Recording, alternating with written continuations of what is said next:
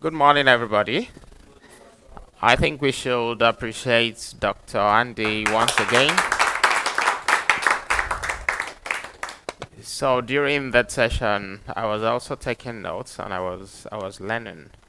Uh, and I think what he has done is to lay the foundation for the discussion that we'll be having now.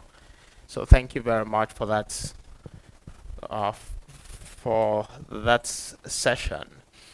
Now we'll be talking about the fall of man and the corruption of power. And the idea is that we can together think through the reason for the corruption of power. And if you take time to look at our society, our world, you'll agree with me that uh, power itself has experienced corruption. And so the question is why? Why is that so? And we'll also be looking at uh, how human fall manifests in the use of power. Remember that he was just telling us that those different forms of power that we have talked about, there's nothing wrong with them. It's not as though they are bad. Rather, it's about how they are applied, how they are used. Okay, and then we'll also be attempting an evaluation of misusing power uh, in our own contexts. So we'll be looking at Genesis 3, and I believe that we're all familiar with the story of Genesis 3. That's the fall of man. Now, if you look at Genesis 1:28, and I like that some of you, I was happy that some of you made reference to that verse 28, in talking about the different forms of power. What did God tell man at the time of creation? God said man should do what? Should subdue the earth and do what? And rule over it. Subdue the earth and rule over it. And that way it's clear to us that God gave his own power. God delegated his own power.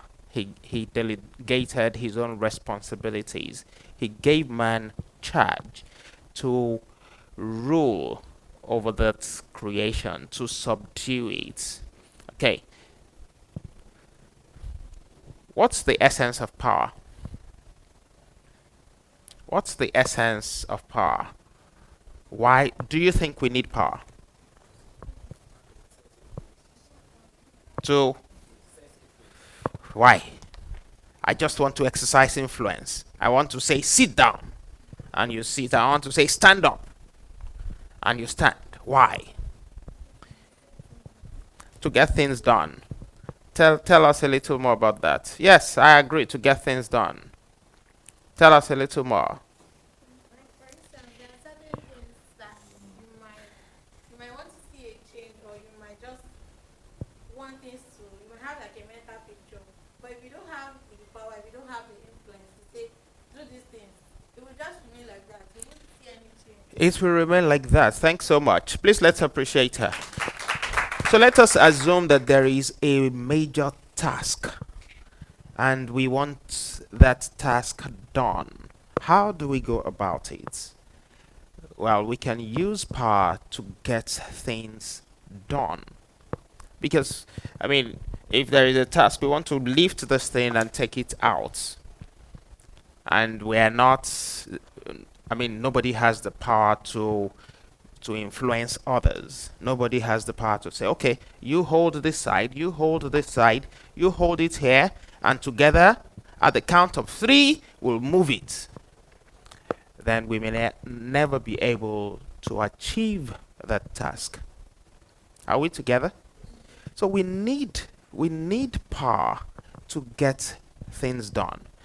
Also, imagine, for instance, that there is no power. Do you think there can be order? What do you think? What's your idea of order? Do we Are we familiar with that word? Order. Yes, what's your idea of order? What does order mean? having a proper structure. Having a proper structure, organization. I like that word, organization. Uh-huh. Right way of doing things. Absence of chaos. Absence of disorder. So when you say there is order, it means that you have some form of organization and predictability. Are we together? We're all seated here now. Is there order in this room? Imagine disorder in this room. What will it look like? You said?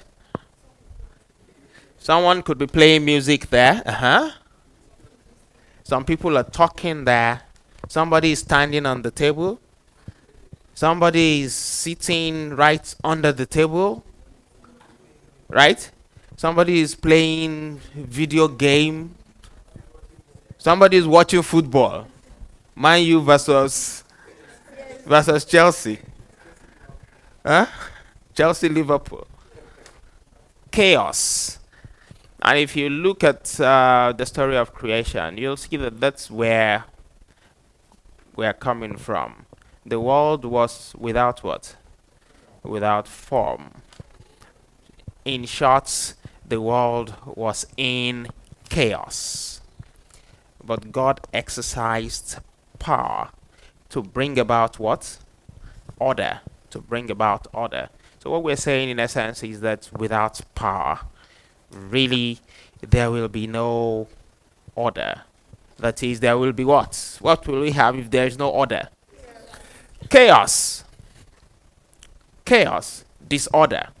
Okay. And then, can we really flourish? Can we thrive? Can we be productive if there is no power? Can we? Think about it. If there is no uh, right use of power, can we say we will flourish? It's not likely.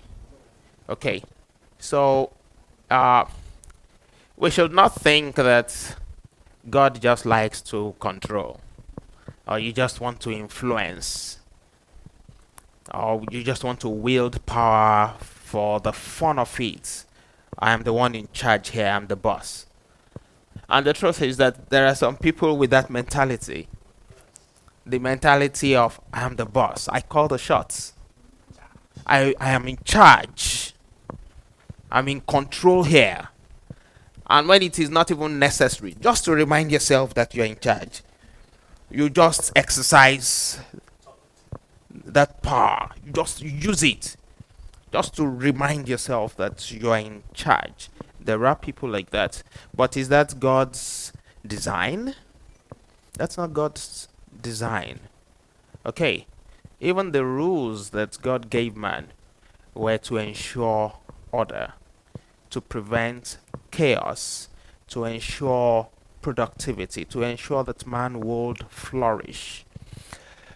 Okay. And so, like we said, the story of the fall of man is well known to us. But what exactly did that experience, that episode, how did it affect power? How did it affect power? And that's what we have talked about here. That the fall itself introduced a tendency to do what? To misuse power for personal gain, which means that the original design was not just for personal gain. If your idea of leadership is to help yourself, if your idea of use of power is to help yourself, then you are not meant to be a leader. So leaders are people who are able to think not just for themselves, but for the collective. So if you search yourself and you see that your thoughts are still largely around yourself, me, how I will get this, how I will do this for myself, then you're not thinking yet like a leader. Rather, a leader thinks of the collective, thinks more of the collective. How can we do this? Okay? And then the fall also led to fractured relationships. The relationship between man and God. Keep in mind, we said earlier, God Himself is the source, and we will still come back to that idea here. Who is the source of all authority? God. We still have that in Romans, and it's clearly stated. It says, "For all authority comes from God." No matter the kind of authority, whether you're a class captain or you're a bus conductor, hmm? you're you're holding in trust God's power. We'll still come back to the issue of trust. You know what trust means? What's trust? What's our understanding of trust? Of course, there is the popular meaning of trust that I know that virtually everyone is familiar with. If you say trust, you're talking about the confidence that people have in you, in your ability to do something. But there is a second meaning. There is another meaning of trusts that is more encapsulating, that includes that first meaning that we have talked about, but also goes beyond that to talk about a thing that is committed to your care to either keep or use on behalf of another person or for the interest of another person. It is in that sense that you talk of trustees. I'm sure you would have heard of that.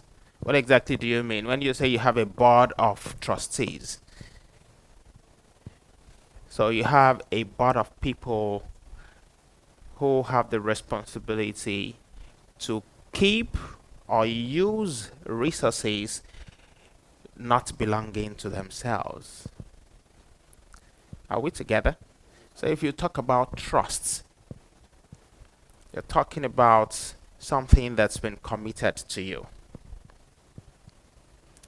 Exercise it, use it, but use it keeping in mind that you are just a steward. You are just a steward. I am just a steward. It's not so. I am not the person. I'm just representing somebody. If you're representing someone, if you're a steward, ultimately what will happen? You have to do what? Say it, say it. You have to do what? Yes. That is, you have to explain. Hmm? You have to explain how you have used that thing that's committed to you. Okay, so it fractures the relationship, or it fractured the relationship between man and God. That's what the fall did. So at the fall, man lost part of that trust. It also fractured the relationship between man and man. And it's for that reason that we have now become very selfish. Don't forget, if you're holding power, you're holding something that does not belong to you, and you're to exercise it or use it on behalf of another person to whom you will give an account at the end. Okay, but you'll see that at the fall, All of those things have been subverted. So God's design of for leadership as stewardship, we talked about that. Leadership essentially is about stewardship, but all of that has been subverted um, as a result of the fall of man. So the fall has replaced service with what? With self. The essence of wielding power is service. Service, service. And it is very clear that many of us don't understand that. Rather, we think about self. I was the head of my department until the end of, I think, was that July? End of July, yes. So recently, one of my colleagues was jokingly saying, because I went to the HOD's office, so the person was saying, power has changed hands. Huh? Yeah, you know what that means. Somebody's in charge. Okay. And I laughed because for me, essentially, it is about service. And if you do it well, you will you will invest yourself. You will give yourself to the people. So there is very little you're gaining from it. Rather, you no longer own yourself. And that was the burden Moses had. That he was wondering, am I the father of all this? Yes. Did I give birth to all those people? Because I have to think for them, not just for myself. So, as a leader, you can't just wake up and say, I have my life, I am going somewhere to enjoy myself. After all, it's my life. At that point, it is no longer so. You're now like the mother of people you know nothing about. You didn't give birth to them, but you are the mother. That was the challenge that Moses had. That was the burden. And that's the burden of every leader. Leadership is about service and not about self.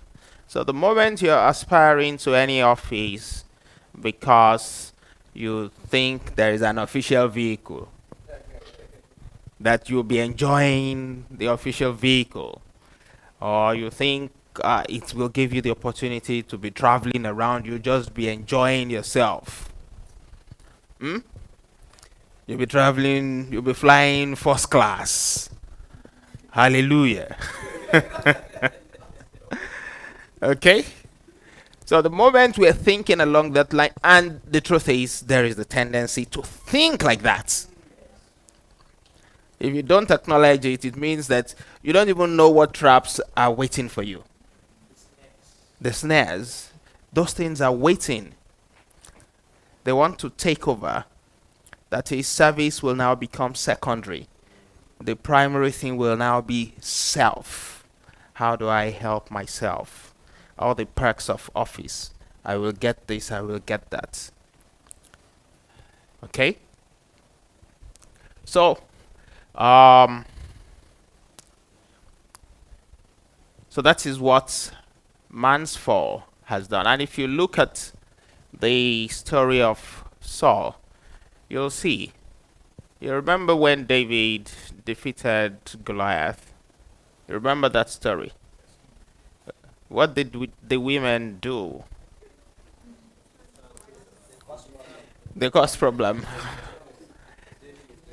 They were singing David's praise. Okay. And what happened? What happened to Saul? Jealousy, hatred. I mean, so it was all about self, me. He could no longer see the bigger picture. He could no longer see our victory. All he could see was, I have been undermined. I am now very small in the eyes. I'm the one they're talking about like this. 1,000 for me.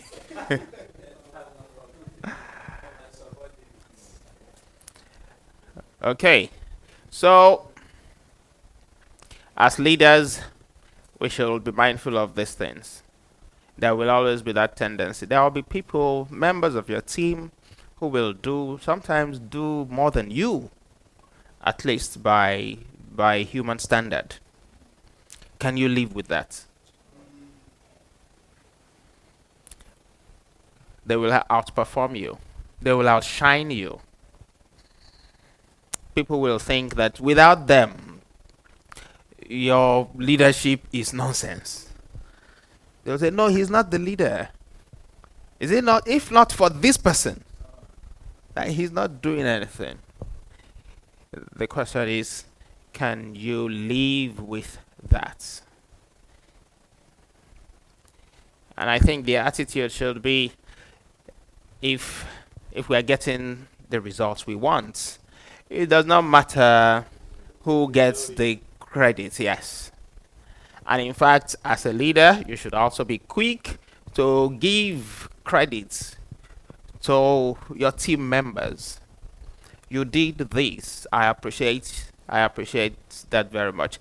You are better able to deal with it if the acknowledgement is coming from you than when it is coming from the women.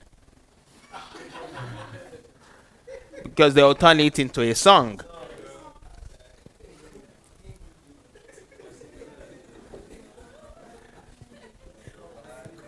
So who should acknowledge? Who should acknowledge the contribution of team members?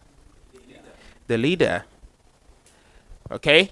But because of this fall that we're talking about, because of the subversion, because we have replaced service with self, the thinking is more about you taking the credit. And in fact, sometimes you see leaders who have done nothing. When it is time to take the credit, they step forward.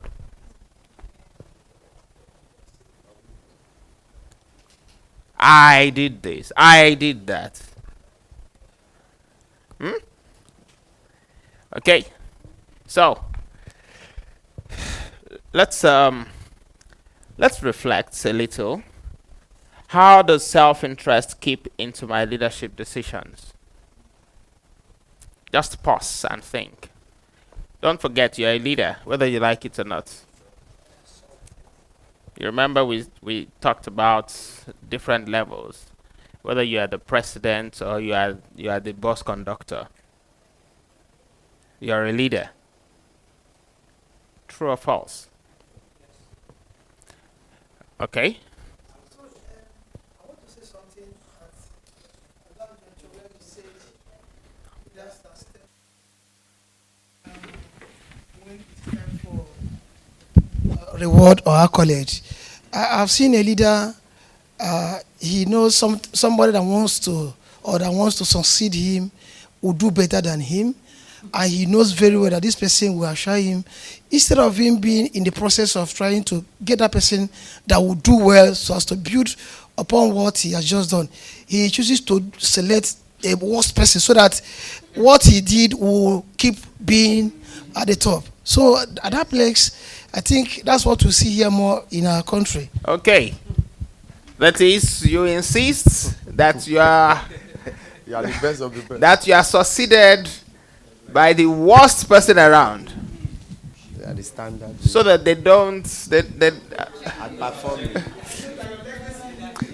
so that you appear as the superstar. Because if those after you are performing very poorly, people will keep saying, we remember the days of we remember while we were in Egypt. We had what? Cucumber. Cucumber that you take for granted here. And onions. Not so. How does it sound that people were craving cucumber and onions and garlic? Okay, you take those things for granted now, right? You have forgotten that they were in the wilderness for years, huh? Eating something that is nameless. They said, "Manna, what is this?" Okay, so are you thinking? How does self-interest keep into my leadership decisions? I mean, you have talked about one. I want to be succeeded by a very weak person so that people will appreciate me and call me back. That's no. In short, be our king forever. Because there is no one better than you. So, and that's how human beings sometimes think. But let's leave politicians. Let's think about ourselves. Your decisions, my decisions, self interests. Just pause and think. Self interests. How does self interests creep into my leadership decisions? Yes, you want to say something? When your personal goals, what you are aspiring for, is conflicting with the interest of the general goal. When your goal is, this is what I want to achieve, and the goal of the organization or the people you are leading is that this is what we should achieve. So when it becomes my thing, not our thing, not our focus, not our goal, when it is my goal, and that my goal is rubbing off on our goal to the extent that people can even see it, that this person is pursuing or is after self glorification, then it will affect our leadership decision. Definitely. It will. It will. So self will stand in the way of true leadership. And I mean, what you have explained is just a clear example of conflict of interests. You have your own personal interests that do not align with the interest of the organization, then there is a problem. All right, thank you, sir. I think we also need to ascertain where the reward of a leader comes from. Because if that is not ascertained, if we think that our reward is from the people we are leading, and when we are not getting that reward, we try to bring in the understanding of, oh, I have labored, I have done this, I need to look for my own reward. And when we begin to see that our reward is from God and is the ultimate rewarder who will reward everyone, then we begin to shift from our self-interest to seeing that He's the one who is going to reward all our service. Okay, thank you. Yes, it's important to have that understanding. The issue of reward. What exactly are the expectations? I mean, if the motivating factor is what you hope to get, you will be disappointed. You'll either be, if you choose to do the right thing, you'll be disappointed because you won't get anything substantial. The alternative is to become corrupt and insist on helping yourself, but then service will suffer. So if you're going to satisfy self, be sure that service will suffer.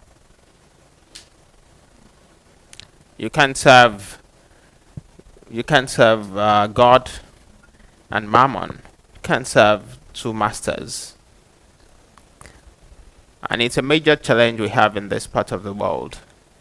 uh, that problem of leadership, people who can truly lead. Sometimes a part of me says, oh, make yourself available for leadership. But the other part tells me, my personal interests will suffer. So if you don't have that understanding, then something is not right. That is, if you're not ready to give up your own self, your personal interest, then you're not ready for leadership. You're not ready. That's the truth. But many of us don't see it that way. We feel that those things can go together. You can go there, help yourself. You'll make money in leadership. If I am going into leadership today, if for instance I am contesting the deanship of my faculty, I know that my personal interests will suffer.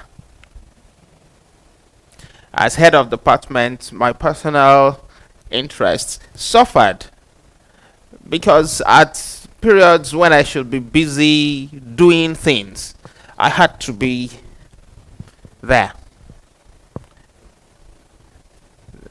They could say, oh, there is accreditation, for instance. If you're familiar with the university system, if there is accreditation, that is like tying a chain around the waist of the HOD. You can't move an inch because there are so many things to do. So if that coincides with maybe one major consultancy that you have, that consultancy is going to suffer because you must be present. Okay? And that's leadership. That's leadership. Someone was telling us the story of I think it was a former Lagos State governor, Lateef Jakonde, and they were asking him that during this period you did not step out of Lagos State once, and that other governors were traveling. Why? And he was explaining that there is so much work here. Your work is here. It's not abroad. You have so much work, and it is the truth. If you have that spirit of service, and you're working in a place where there are serious problems, it will be difficult for you to be globetrotting.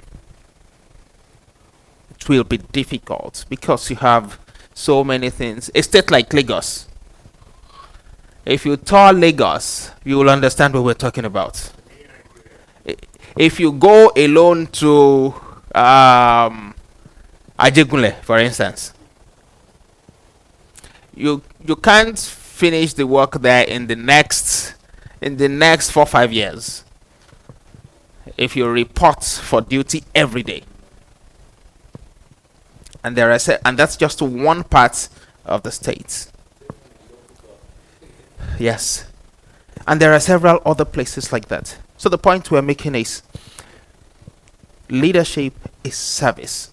And it's a thing that you think very carefully. I can't remember how the Bible puts it, but there is a portion of the Bible that says that you won't bring that kind of responsibility on yourself without thinking about it very carefully.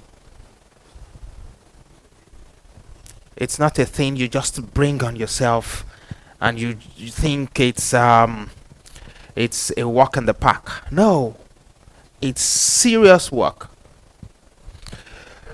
Yes, sir. For ministration, or when you are called for like a musician, charge and don't charge. And so,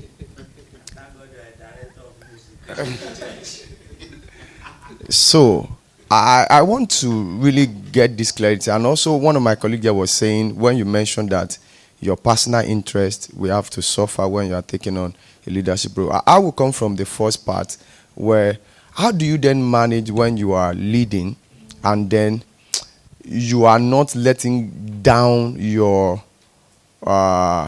your interest, in terms of not like you want to satisfy yourself, but your personnel, your what you stand for. You are not letting it down, and then you are still maintaining your leadership. Say, for instance, as a pastor, you go to a place very far. I can count on the number of occasions you go very far. Maybe your transport was about 20,000, and then you are going there saying, "God bless you, thank you, see you some other time," and and then, so how do we then balance? Is it out of place to put a system in place where such an arrangement is done? Is it automatically you let down your personal interest, your ambition, because you are leading a team? Thank you, sir. Well, so let me confess that there will be no easy answer to that. And the matter of leadership itself is not easy. I don't think you should, nobody is saying you should abandon self-care.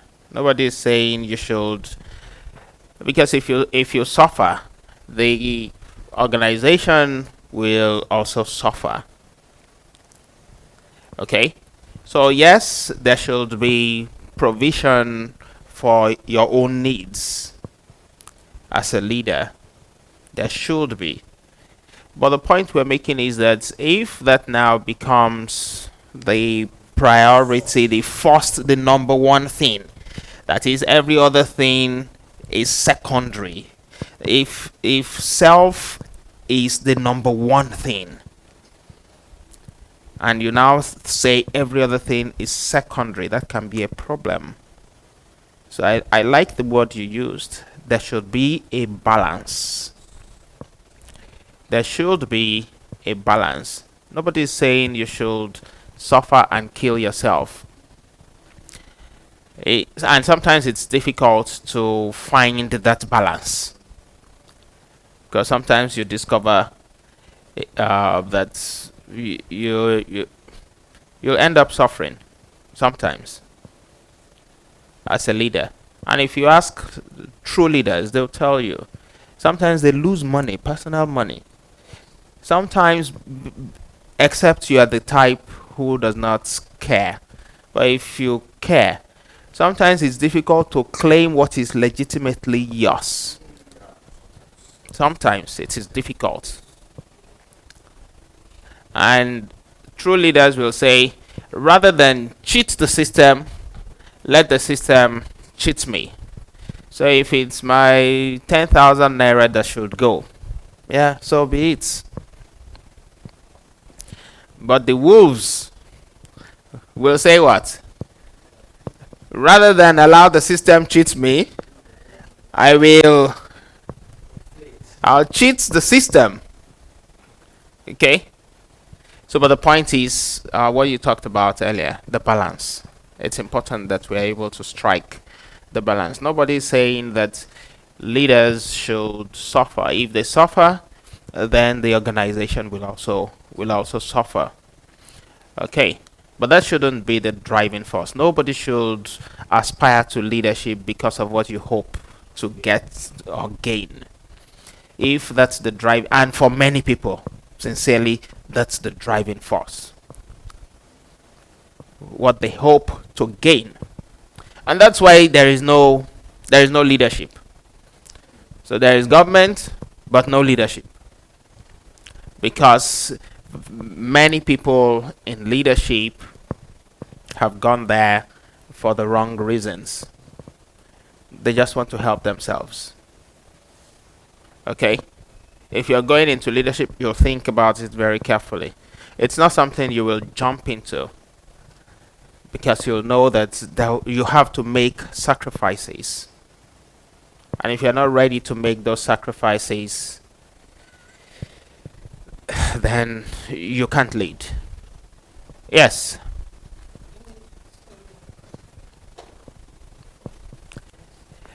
Have we answered this question?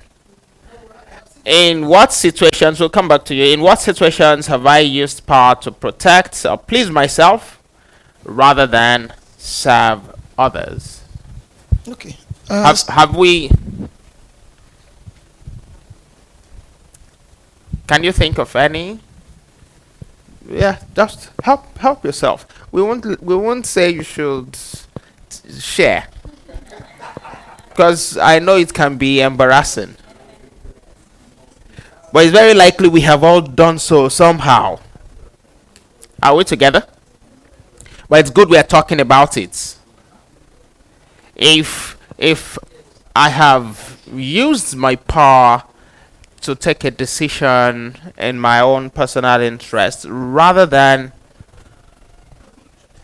to serve others, then you want to ask what kind of leadership or how have you exercised power in that kind of situation.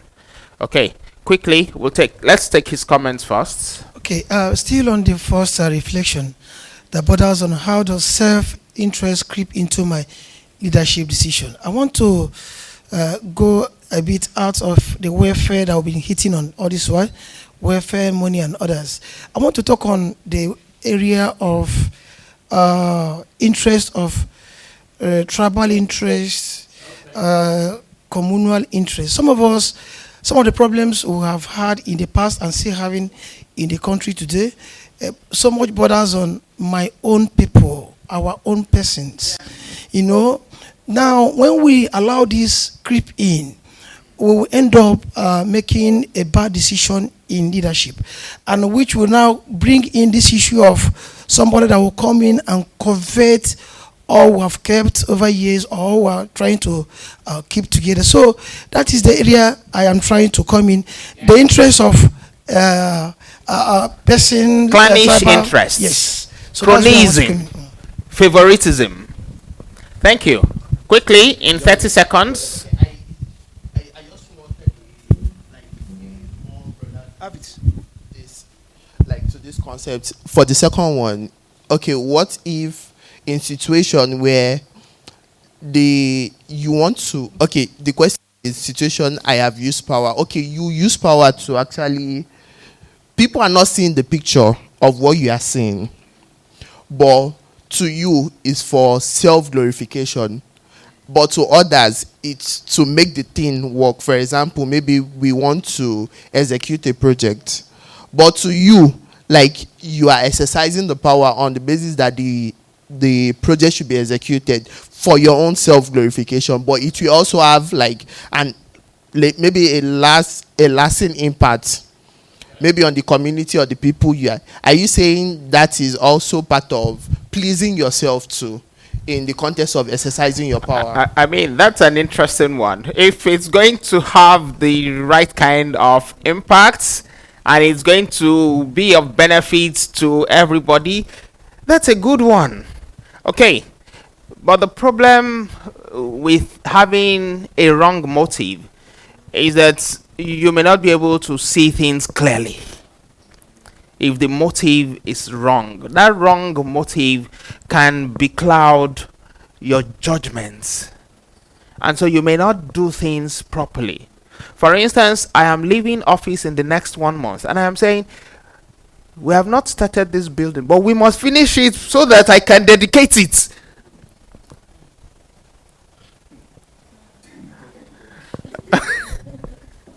You understand the...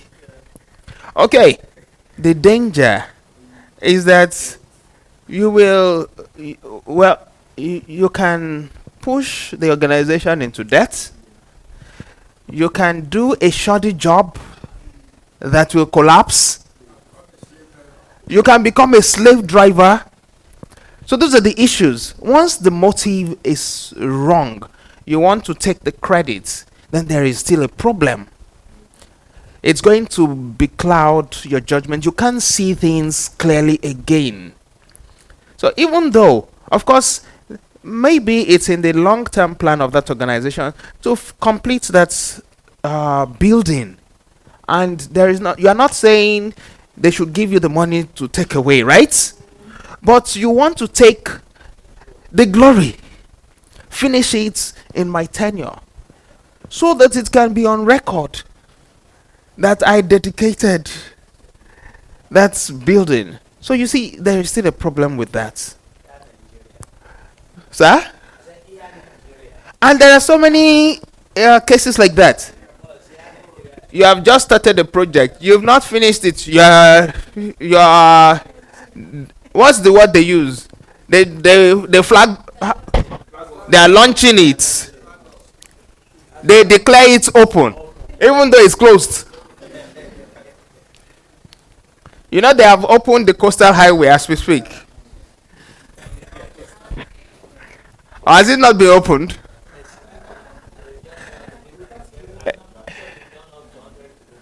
In fact, let me tell you one funny thing that happened to me. I was going somewhere around Ajah to one of the beaches there. So Google Map asked me to go through the coastal highway. I enjoyed myself that day. Because on paper, the road is there. And then you are trying to, you get there, you move for 50 meters, and you see that the road is blocked. They tell you, go back.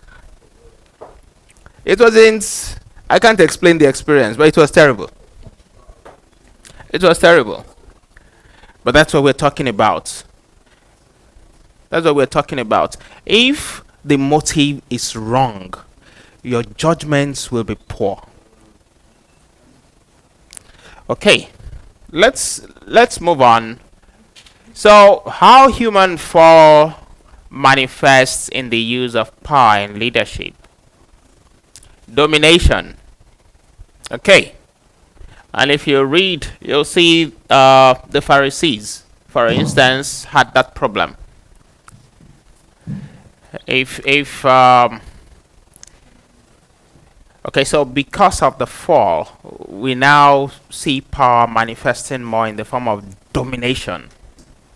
You dominate the people, you lord it over them. We lord it over ourselves. You want to say something? Okay. I would like you to explain better because what is happening to him? That question he asked. It's a serious case that need to be attended to, and it is not only in pastoral. It cuts across, like what. Okay, so this issue, now, of God bless you. It's not God bless Go. you, sir. No, sir. Okay. I'm talking about your personal goal, and the church goal. Now, from the beginning of this meeting, we were able to get that your call, wherever you are, is your call. The field you are is your call. Although you are a pastor, you have God's call over you, which is your assignment. Now, if there is a call of God upon you, and there is an assignment in the church too, which one should you go first for, or which one? Or how do you manage that one? That's one. Oh. And two, what BC said. Yeah, what BC said. I am in that shoe presently.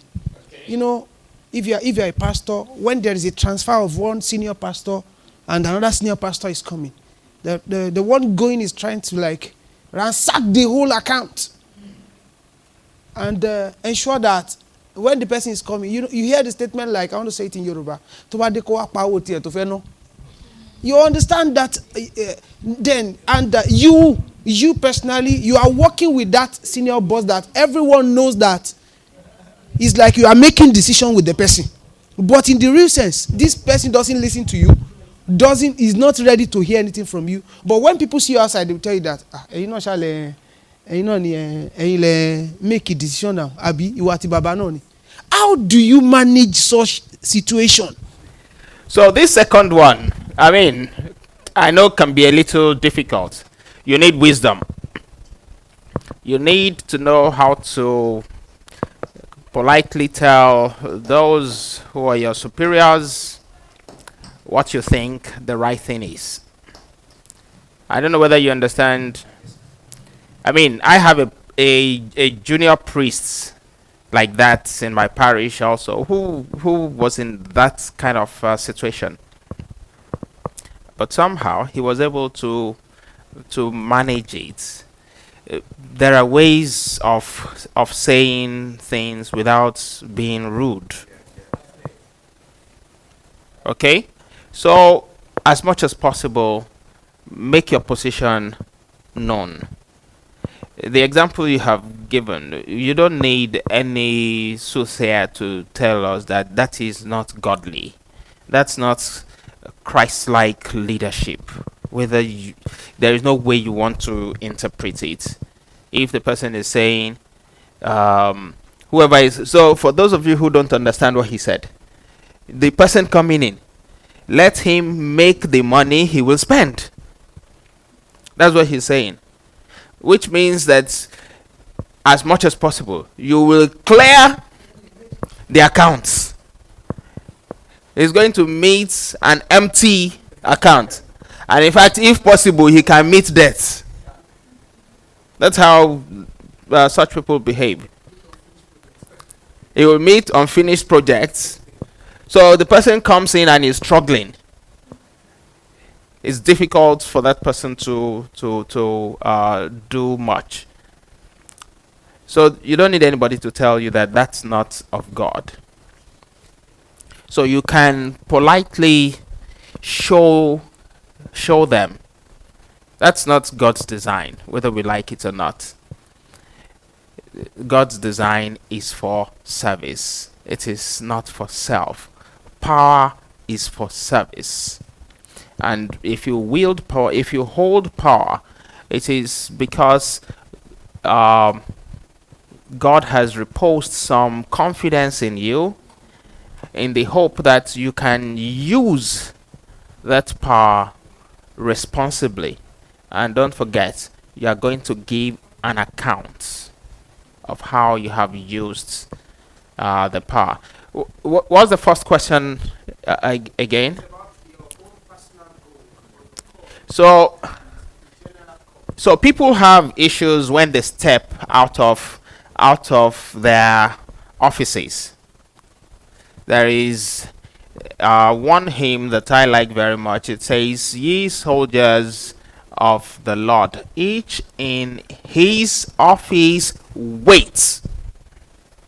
So you will have that problem if you have stepped out of your office. And we do that a lot. Your office may be like my office. Your office may be to count money. Your office may be to sing. Your office may be maybe prison ministry, and so on. The moment you step out without God leading you, you're going to have issues. Your office, not all of us will be pastors, okay? But I sense that many of us like to be pastors. We like to hold that microphone, to be prophets. We like to be prophets. Eh? there is this joke about a child who was asking the parent that microphone, there is this switch that they always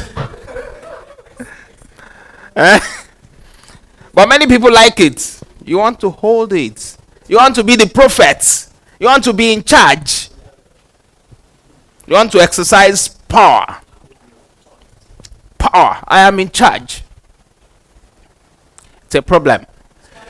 Your ministry may be in the Sunday school where nobody will see you. Your ministry may not even be in the Sunday school. Your ministry may be in a secondary school. You're a secondary school teacher. You're representing Christ there. And Christ may have assignments, serious assignments for you there. But you are busy coveting the microphone. I just want to hold that microphone and be the prophet. Okay, tea break. Okay, in 5 minutes we'll. Thank you, ma. Okay, so let's quickly look at this. How human fall manifests in the use of power? Domination. Domination. We all know what domination is. And the example that easily comes to mind is the example of the Pharisees. What did Christ say about them? They crush people with unbearable religious demands. They made, or they interpreted the laws in ways that nobody could keep up with. Okay? And they would never lift a finger to ease the burden. Don't do this, don't do that, don't do this. All sorts of rules. Okay? I think we should take time to read Matthew 23:4 in different translations. Hopefully that will help us understand what we're talking about. Also, it will manifest in fear and insecurity. Earlier we talked about about Saul in 1 Samuel 18. The moment you start feeling insecure as a leader, just know something is not right. That is, you're feeling threatened. Like somebody, in some context, they will say, "Oh, tigba church mo lowo." You know what that means? That is, you are the leader, but there is somebody who has taken over. The moment you start feeling, if I'm the pastor and you tell me that somebody has taken over, I wish him well. Feel free. Feel free. It's work. Yes, it's God's work. And it's not only among pastors. For instance, if there is a church organist and there is an assistant organist, after some time, people will start saying the assistant organist is better than the organist. You understand it? Then the organist will start shaking.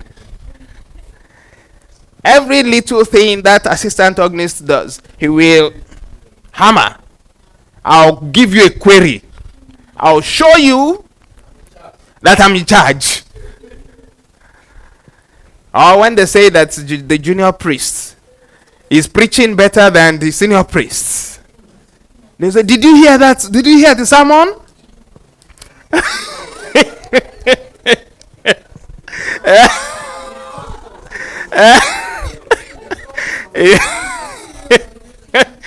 So, and that's a reality. I say, did you hear today's sermon? Then the day the senior pastor is preaching, they say, I didn't even feel I came to church. Everybody is sleeping. Okay. And then you start manifesting insecurity, fear. You are paranoid. You are obsessed with that person. The moment you are in that situation, those are the manifestations of human fall. Okay? You can see that of David and Saul. Also, when leadership becomes transactional, we're interested only in outcomes, results.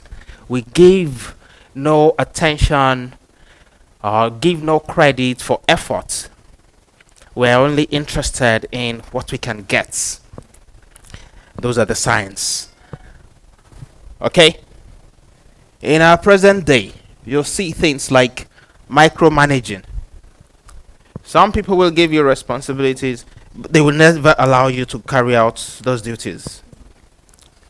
Every step of the way, they have something to contribute. No, you are doing it. You're not doing it. Those are the signs. Favoritism. Like you said earlier. You were talking about that. Being clannish. You discriminate against some people. You favor some. Cronyism. You have some cronies. Your pals. You form a cabal. And those are the people that you favor. Okay? Psychophancy, as a leader, never put yourself in a situation where people can't tell you the truth. And the moment all you're hearing is praise, then something is not right. The only thing you hear is praise. People are just telling you good things about you. You are the best thing that happened to mankind. Then beware. It means you have surrounded yourself with sycophants. Those are the ways human fall will manifest in the use of power. Okay? Then when there is no accountability, Dr. Andy was talking about this issue earlier, and that's a very important issue, the issue of accountability. If you find yourself in a situation where you have so much power, you can exercise so much discretion, and there is no accountability, then you're corrupt. You are not accountable to anybody.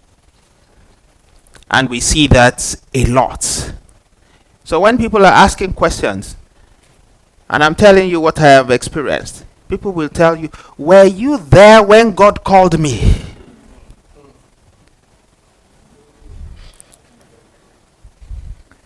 And that's a way to shut everybody up. Because ask yourself, were you there? You were not there. So that's a way of shutting everybody up. Were you there when God?